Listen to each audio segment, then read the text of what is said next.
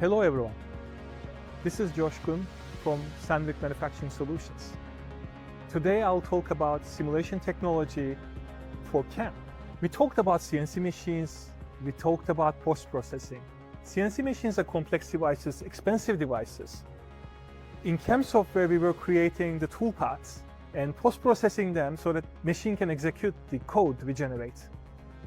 But what if there is a mistake in our code, in our instruction set for that machine? Because we were saying that post-processing it, translating it into the machine language, right?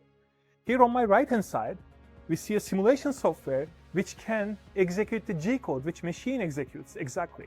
So if there is a problem, we can see it in the simulation software. It mimics the actual physical machine's behavior. But then here, the good side is, the positive side is that if we crash something, it's just simulation. We don't damage anything. This way we can see any inefficiency in our process design and fix them before we go to actual machining step. So this was simulation technology. Thank you for listening. I hope it helped you. And please visit our website if you want to learn more about our solutions in Sandvik around manufacturing. Also subscribe to our YouTube channel for new content and to learn more about manufacturing. Thank you very much.